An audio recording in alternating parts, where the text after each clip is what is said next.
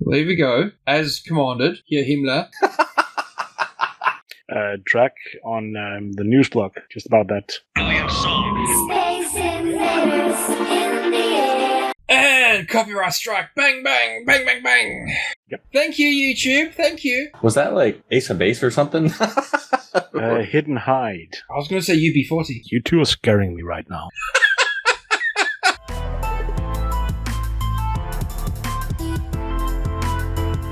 Hello guys and welcome back. Welcome back to this week's episode. Yes, it is myself, Bam Havoc. I have returned to you to talk to you about things. Problem is, I've been away for about 3 weeks and I have completely ignored everything on the YouTubes, the gaming worlds and the internet because, well, I've got things going on and so on and so forth. But G and Drac are here to enlighten me as to what's been going on the past sort of 3 weeks and hopefully you guys can do some catch up as well. G, Drac, say hi. How dare you, sir? How dare you? Now, what have you got for me today? What things have been going on? I did take a brief look this morning. I know Boogie's taking a hit. I know there's been some goings on with EA and mystery mechanics or something. Like, what's going on, boys? Wow, we're going that far back. Okay. Dude, seriously, I have been AFK for a long time. I do not know what's going on. I need updating. I need filling in. Okay, well, with regards to the EA thing, you're not allowed to call them loot boxes anymore. It's now surprise mechanics. Wait, what? That's what they are. What? Nope. EA has rebranded them surprise mechanics. Oh, okay. So it's a loot box, but not a name. Okay. Yeah. I've missed the plot here, dude. The mechanics haven't changed, just the name.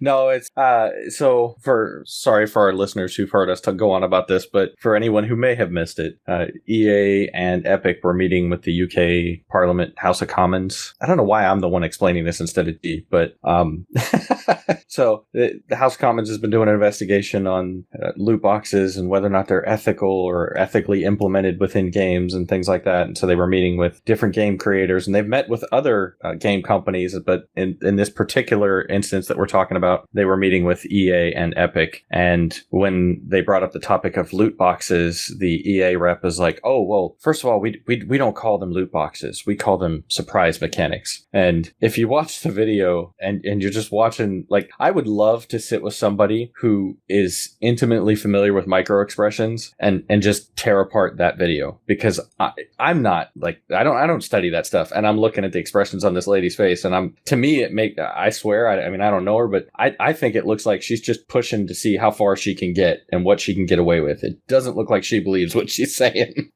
Plus, yeah. You've been watching too much Lie to Me. That was a good show when it was on. It was, but as somebody who has actually studied the damn thing, it doesn't have that much precision. It's impossible to do with that precision that they do there and that you're looking for. Okay, so my issue with this is that I do know for a fact that, and I base this fact on my opinion solely, is that loot boxes are predatory. They are designed for the whales, as in the weak and feeble-minded who cannot control their urges and lusts for gambling. And I say feeble-minded, but just because that popped in my head first, I know it's an addiction, it's a problem. And also geared towards kids. And I know that kids are quite clever and people don't give them enough credit, and if they see how their parents do things, they will copy it quite fastidiously. So, they will empty a bank account, they will do things like that. And however, if the way they're designed is designed for you to be advertised at and spend money, and it's a loot box, it's a gambling mechanic, and gambling for kids, nah, it's not a good idea. So, my opinion, loot boxes is not for kids. And FIFA,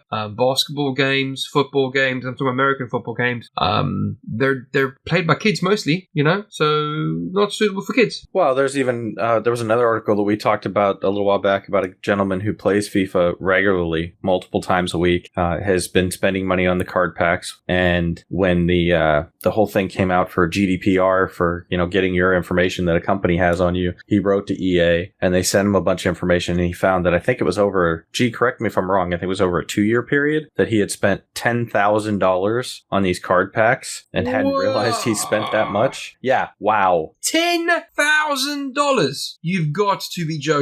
10 grand. Nah, that's wrong, dude. No, that seems about right for people who are, as you put it, whales. Addictive personalities, yes. I don't think it's necessarily just. I mean, yes, whales are a target of that, but it's not just that too. And you mentioned kids, and kids are notoriously impatient, and these are shortcuts oftentimes to get the things that you want in certain types of games. And plus, in other types of games like Fortnite, there's been information where it's like kids are targeting other kids in their classes and making fun of them because they're they don't have the new hot skin or something like that. Which is sad, but I don't know. Peer pressure. Yeah.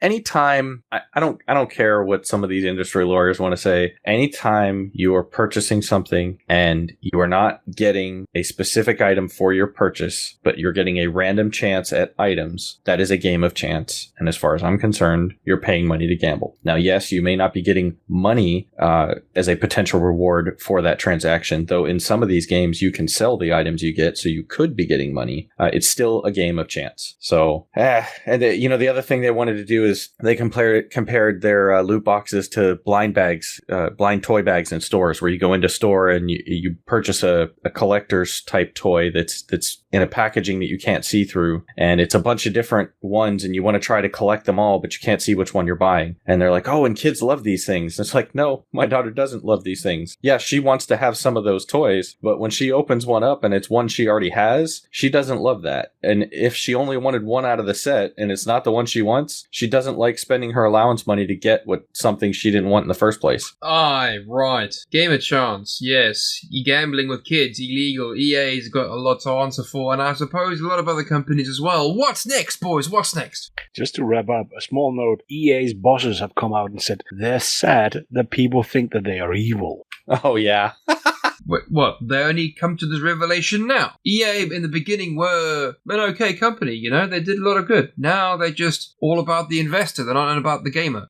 That's what they want. They're looking at the bottom line. They're a company, and every company, no matter what they say, is always after the bottom line. This is what I've been saying with regards to CCP, Dust 514, EVE Online, Valkyrie, and all this stuff. Don't care what the actual developer says or the producer says. There's a company at the end of the day. They're after the bottom line, because if they don't make the bottom line, they go bankrupt. In particular, when it comes to CCP's case, Dust 514 gets shut down, Valkyrie gets shelved to an extent, and Nova gets cancelled. Yeah, what G's referring to is there was oh man, I don't have the article in front of me because I wasn't prepped to talk about it, but I think he's one of the heads of EA or like one of the divisions or something like that, but they fund a lot of indie games and take absolutely no profit from it. So basically they're saying, oh, but that makes us the good guys. And it's like, well, you're doing a good thing, but that doesn't necessarily make you the good guys. I could draw a lot of bad that happened in the past with coming from a lot of good, and I'm not going to reference that. Bad is still bad. You can't outweigh it with a trivial piece of goodness. Well, here's a little one just to show the money. Electronics Arts, or EA's boss, Andrew Wilson, last year was paid $35 million. Hell, dude, pay me 10, I'll do a better job than him. His job is making money for the investors. But right? I'm $20 million cheaper, bro. Yeah, no, apparently, the board thinks that he's worth it. He might be, I don't know, I'm not judging that part. No. But it's, that's a lot of money. Well, think about this, right? I'm $25 million cheaper than him, and I'll do a better job. So, even though I do a piss poor job, I'm still $25 million cheaper. Oh yeah, but if the company makes 30 million less, then that doesn't help. Well, then I've helped to bankrupt EA. What's there to whine about? But no, on a list of 100 most overpaid CEOs in the US, Mr. Wilson is ranked 98. So he's a bad dude, huh? Not as bad as 97 others. Yeah, I was going to say I was surprised it was so low. I'm sure Bobby Kotick's up there too, though. Activision CEO. Kotick, 28 million. He's ranked 45th most overpaid. Oh, jeez. Right, I'm sure there's been more than just EA taking the baton off. I was going to say DICE, but I'm pretty sure there's been a bit more than just EA taking the baton from BioWare with their kerfuffles and God, what's the company that makes Bethesda? There we go. I'm pretty sure that EA's are not the only one that's been making foul ups this week compared to Bethesda and BioWare. Come on, there's got to be more juice on the old pork chop. All right then, cool. Drac, what else is there on your chopping board today, dude? Today? Well, today's the beginning of Comic-Con 2019, or at least preview night. Cool, let's talk about Comic-Con. I saw there was a Comic-Con last week. There was a Comic-Con in May, and definitely some in June. I'm sorry. I'll get down to the nitty-gritty and get real specific, because it's more or less the Comic-Con, but yes, San Diego Comic-Con. Oh, that one over there. Okay, so not particularly interesting. Definitely overpopulated, that's for sure. Because I could swear MCM Comic-Con in London-ish. I think you're right. Which is just a chance to go buy stuff. That's all it is. Not really. I mean... No, the MCM one in London, that's all it is. A bunch of people selling stuff. Oh, okay. So tell us, Drac, how's yours better? Well, I'd like nothing better, but it's too overcrowded anymore. It's way too huge. The lines are completely obnoxious, but anybody who's been around for a while has heard me say this before. So, look, if you can get into the panels that you want to see, there's a lot of really neat stuff to see there. And of course, as G mentioned, there's a huge showroom floor with plenty of things to buy, be it artwork or comics or collectibles and t-shirts and other apparel. So just a small note, my kids went to one. My 9-year-old came back with a Japanese knife. Careful with sending kids to Comic-Cons. I doubt they could get away with that here in California. I should point out it was not sharp at all. It was like 4mm flat steel. It was shaped like... Well, that seems like an important distinction. But yeah, she was happy. For her size, it's a sword. So that's what you go to these cons to buy, like wakes, swords, stuff like that. But did you see the link I gave you, just for anybody who cares? You said the lines to get into all the things where people talk about stuff, they're too long and you have to have tickets, etc. But I saw the Orville are doing a thing for people who don't have tickets, so you can still meet them outside.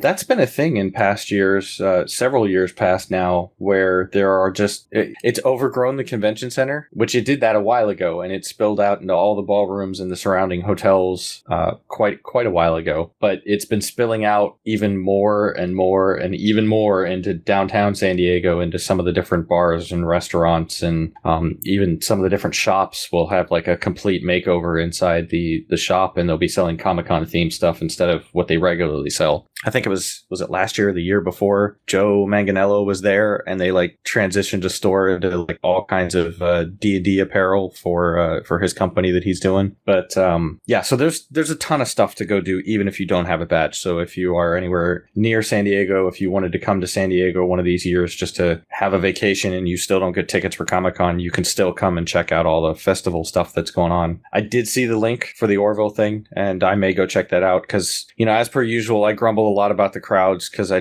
just, I'm old man, get off my lawn yelling, I guess. But I do a lot of times still go walk around and see what there is to see outside of the convention center. I don't know about you, but I just arrow 404 forward. Drac was talking about all these bits and pieces. When I went to the convention over in London with regards to EGX, there were no queues. There was nothing. You walked up, played the game, and carried on. It was great. The venue was massive as well. Loads of people, thousands, millions. I don't know what Drac's talking about. I think he's just being a bit too old man, get off my lawn. Well, there's definitely something to that, but you've seen some of the videos of me walking around in the crowds outside, so... Yeah, I saw the videos of you watching more than just the stores, my boy. I saw them bit of that ass wobbling. Yeah. Up and down, and down. Ta-dunk, ta-dunk. Yeah, boy. I still feel bad about that. I was looking at my phone and didn't even know what I was recording, but you guys will never let me live that down. Nope, there was a big old ass right in front of your face. You didn't even see that, did you? Lies. That's what you was watching, son. That's what you was watching. Gee, I think I hurt Drac's feelings. No, it's just, there's no point in trying to defend myself. I've said what I had to say, and the more I try to defend myself, the more you'll go at me. the deeper you dig your hole. It's too late, dude. I saw the footage. It was like, it would have been cool seeing these stands, but all I see are these big badonkadonks, walking around. It's like, Drac, dude, what you trying to pull at, son? You're watching a dude's ass skirts along the floor. What the hell's going on, bro? Look at some stalls. Look at something else in some people's asses. I think what I was doing was playing Pokemon Go as I was walking around. Yeah, I believe that, yeah. Speaking of which, have either one of you guys tried the Harry Potter Wizards Unite, or as I'm jokingly calling it, the Harry Potter Go game? No. It's installed, but since it's not out in all countries, then we can't. You guys still don't have it available over there? It's available in Belgium, but some of our phones in the household are not Belgian, so the kids can't play it. Okay, that's weird. I would have thought if you were in the country, you'd be able to use it even if your phone was from somewhere else. No, the Android Play Store is limited segmented by country. So the developers have simply not enabled some of the European countries, even though on their list of official countries it's there. But if you set a phone to it, put a SIM card in from certain countries, it won't download it. It just says not available in your country. Have you tried using maybe Wi-Fi to download it? No, Android Play Store recognizes your country based on the SIM. Oh, okay. Yeah, no, I was wondering if Wi-Fi might be a workaround is all, but yeah, I guess not. I've been playing it. It's okay. It's kind of fun, and it definitely is something to pass the time. I kind of like some of the mechanics, the way that some of the things work a little better than Pokemon, but then there's also some things that are handled in a very similar, if not almost the same fashion as Pokemon, and it's kind of annoying. You know, when you have to draw a pattern to cast a spell on the screen, and there's been multiple times where I will get like a great or masterful cast, and you would think that because you've done so well, your chances of capturing or defeating that creature are great, and it'll fail. Then I'll go do another one, and I'll,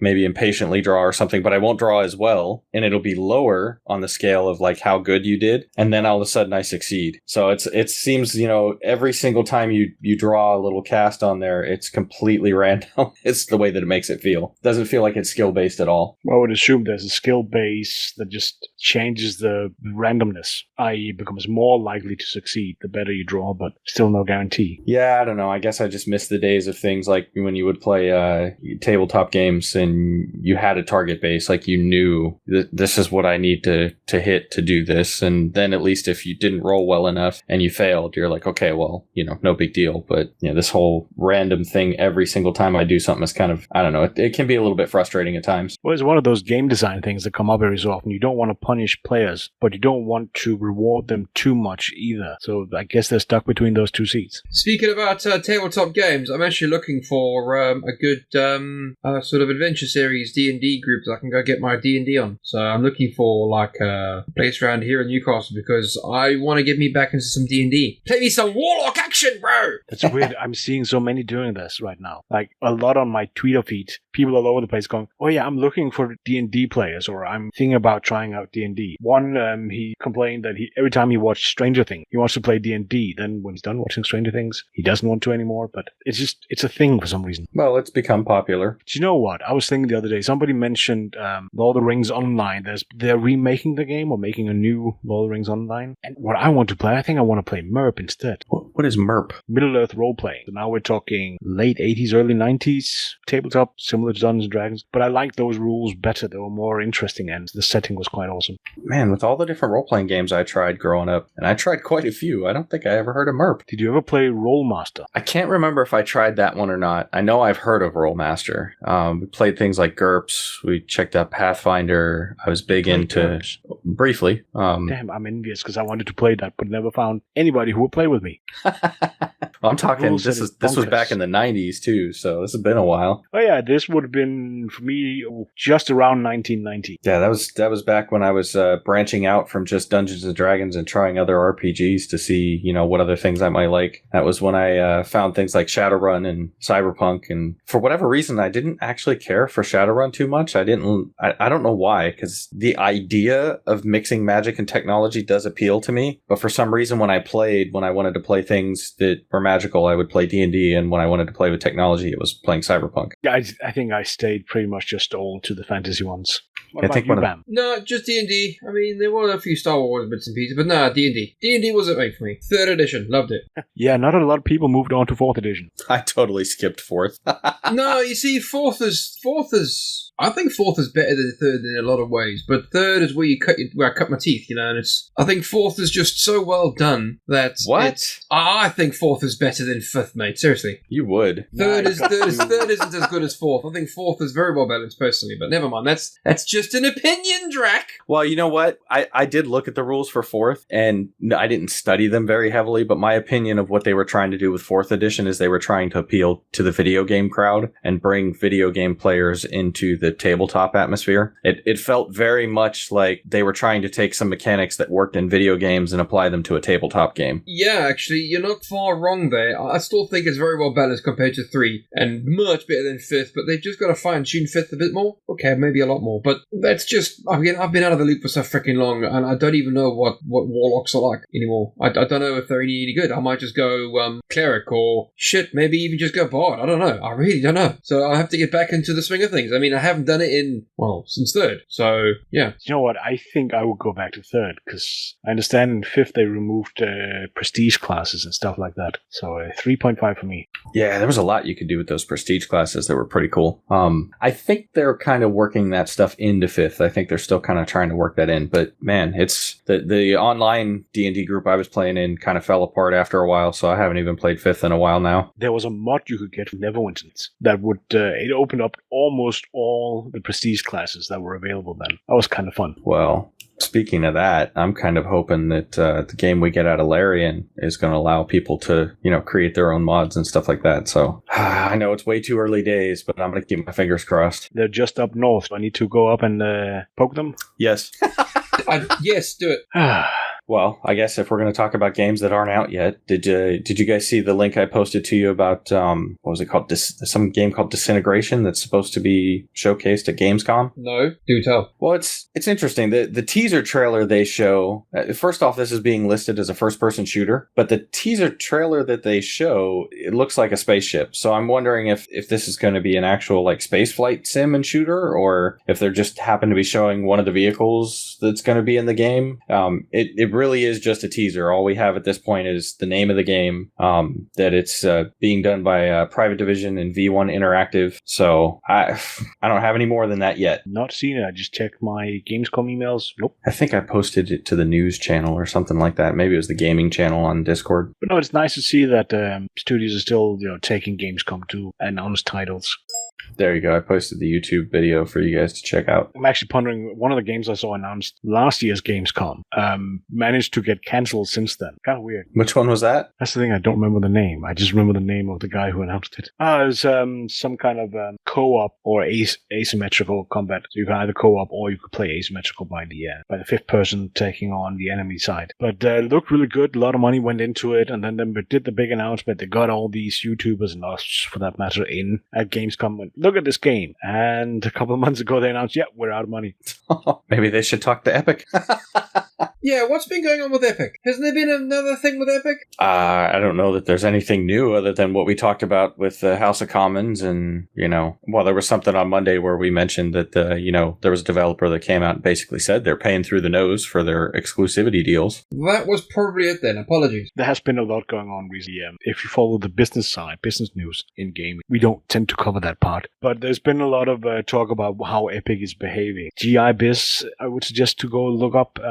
They've covered it somewhat. But it is one of those, the whole exclusivity that's stirring up emotions. Those people don't want to have two game launchers. Don't simplify it like that. It's more than that. It really isn't. It really is. It really isn't. There are some things that Epic are doing that are good, and I give them credit where credit is due with the revenue split and stuff like that. But, some of the other things that have come up between privacy concerns and the fact that, that Epic wants to stand as a competitor to storefronts like Steam and others, not just Steam, but they don't even have what most would consider to be a fully functional storefront. There's not even things like a shopping cart. You can't do things like, wish list different types of games, and there's all kinds of other functionality missing as well. Plus, and we covered this well back, they're going to have a review system in place, but it's developer opt-in. So only if the developer chooses to opt in. So that kind of means that right there, if the developer is getting a bunch of negative feedback, they could possibly just opt out of the review system and all those reviews go away. Yeah, but you must understand, right? There's many more platforms to review a game than just Steam itself. I mean, look at YouTube and look at the internet itself. Massive websites reviewing bits and pieces. Granted, there's so many what I call shills that basically review games because they're paid to review games to definitely give it a good review. But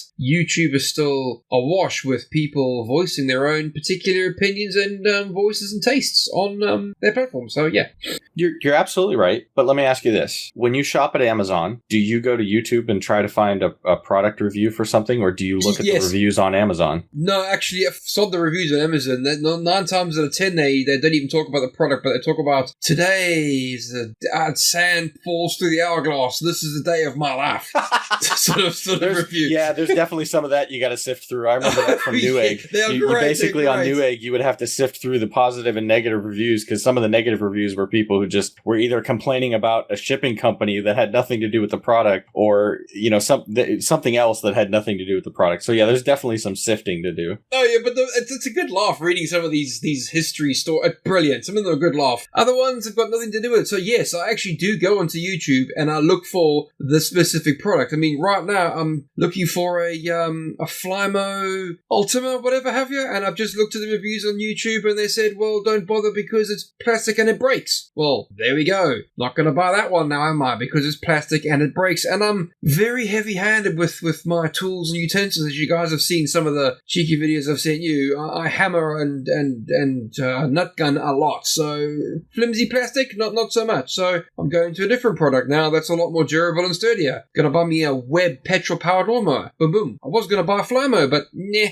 Well, my argument may have backfired with you, but I would still say that probably most people look at the reviews on Amazon when deciding on a purchase versus, going out and Google searching a bunch of other websites before, for some kind of review before they make a purchase. Well, then, it's up to people like us to make sure that the video games that they do on Epic get a fair and honest review. And if the game is genuinely arse about face, well then say it as it is, arse about face. They can't stop the reviews on YouTube. However, there has been sort of adpocalypse, and you're not going to get monetized for this video, it's not going to get banned, but guess what? So what? Opinions out there. The seed has been laid, or buried, or planted, whatever. I don't know, I've always said don't be afraid of the truth. So, if you play a game and it sucks, you tell the truth about it. If it's an awesome game, because people are going to see through that eventually. Oh, case in point, right? There was a guy who commented on a video of ours with regards to eggplants and whatever have you. He saw the game, saw the review interview we did with the developer, and liked the look of the game because it reminded him of all the other bits and pieces he played back on his console the other day. He then went away to watch other reviews on the game, and there are quite a lot of reviews out there that are quite negative. But I think the people that reviewed the game have missed the point of it. So when I hopefully address that small issue with the game, hopefully people will see the light and then say, oh, it's like this because the developer is just out there, He's a bit wacko, a bit crazy, a bit not us, but never mind. Everyone has their own tastes in games, and this one is just like that. Well, that brings up a good point. That's something I think here on the show we've struggled with from time to time, where we go to, look at a bunch of different games, and it's a matter of trying to figure out, who is best suited to look at that game because, each of us has our own tastes and severe dislikes. Yes, micromanagement sims for one. G. Yeah. Or survival mechanics, which I can't stand. That just because a game has survival mechanics doesn't make it a bad game. It's just not something that I'm likely to appreciate. Totally agree. Has G muted his microphone? How dare he? He had to step away real quick. Oh, he's AFK. Oh, well, then that's the perfect time for you to tell me all his dirty secrets. What? You think I know his dirty secrets? Oh, well, I would want to? You've been in contact with him more over the past few weeks than what I have. What's been going on with the Bamsters, dude? Do tell. Well, over the weekend I spent 5 or 6 hours trying to figure out how to get some image sliders working properly on the website. I'm still doing some testing on that. I haven't done web design in over 20 years, and wow, things have changed a lot in the last 20 years. That's not G's fault. That's all you, bro. You're the tech. You do realize there's a difference between a tech and a programmer, right? Explain. No. The difference between a programmer and tech is that they're all about the tech. So, yeah, no difference. No, a tech fixes things when they break. A programmer writes the software. I don't write software. So the programmer writes the software that breaks and the tech then fixes the program. No. If there's a problem in a program, it's up to a programmer to write a patch to fix it, and the tech just implements the patch. So the tech helps the programmer write the patch to then fix the program that broke. So they're both one and the same. Must be fun for you to live in your world as a dog chasing his own tail. I'm going to make this point. It doesn't matter if it's not logical. I'm going to continue to make this point, and I'm going to keep hammering it home until somebody finally agrees with me. Do you work for Trump's Twitter account? No.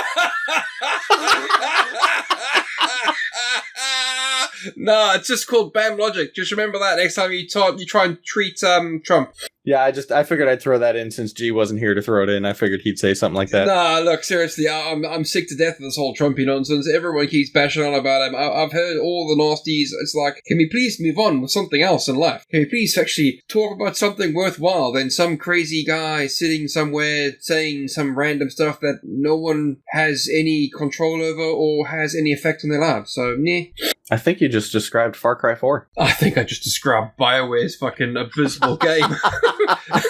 The one that I really, really want to play, and I can't wait till Cataclysm works. I'm dying for that patch to work. Dying for it. I really, really, really want to play Anthem. Really do. Because it's better than Destiny. Oh no, I said it. It really is. It truly is. But I can't force myself to buy it because it's a pot of poo. Look, I picked it up at launch, and I had quite a bit of fun with it. Yes, you do kind of run out of steam quickly. Yes, running around the social space that they have there to pick up all the quests is thoroughly annoying. The gameplay itself is pretty fun, though. I still haven't gone back to finish maxing out my character level, and then, from what I understand, I don't know that the endgame loot chase has been fixed yet, which is another big problem they're struggling with, but the game looks great. It's fun to play when you are playing it, so yes, I do hope that this is another one of those things that while it had a pretty crappy launch, I do hope that they're able to quote-unquote right the ship and kind of bring this thing back. Well, believe it or not, EA has purchased BioWare, and EA is renowned for buying up companies and stripping them down if they don't make consecutive successes. And this is BioWare's swan song, their last serenade. I think if they don't get Cataclysm up and running, this is them done. Done. That's been the rumor, is a lot of folks keep thinking that, is this the next company that EA is going to shut down? It's not going to happen, mate. I mean, it's not a figurative speech, that's literal, mate. It's going to happen. If Cataclysm doesn't work, BioWare is getting canned. And I know that Anthem isn't solely EA's fault with regards to this time around, because BioWare was sitting on their thumbs or asses or hands, whatever have you, for a lot of their development time. But seriously, come on, I want to play Anthem. I really do. But I'd much rather play World of Warships. It's more engaging. Wow, that says a few things. And not good about Anthem. Seriously, the reward system is completely broken. World of Warships not. The gameplay is repetitive and meaningless. World of Warships is not. The mechanics are utterly pointless. World of Warships they're not. And I can say this now. World of Warships is a free to play game on the PlayStation 4, and it offers a lot more enjoyment than some of the AAA stuff you get out there. Really, it does. Seriously. I mean, I want to play Destiny 2. I did download that Awaken thing, but I got so burnt with Destiny 1, I don't really want to invest time in Destiny 2. However, now I know that, what's that freaking company called that everyone hates that I can't remember right now? Drac, save me here. EA? Not EA, the one that used to own freaking Destiny. God, The one that went to you what? I'm caught for words. So what's that company that used to own EA? Not EA. Oh, God, I'm that tired. Activision. There we go, Activision. Good God, I couldn't find that in my head. No, just full of nonsense right now. Seriously. I know that Bungie freaking shit-canned Activision, or vice versa, and they managed to keep the IP of Destiny. And that is a good sign, in my opinion, because a lot of good can now happen. However, a lot of bad can also. So I'm just waiting. I might reinvest in Destiny 3 if Anthem doesn't show face. So you never know. I might miss the whole thing, and I could get Destiny 3 on PC rather than PS4. Well, speaking of that, there's a question about whether or not we'll see a Destiny 3 or if Destiny 2 will just become, Destiny live service, so to speak.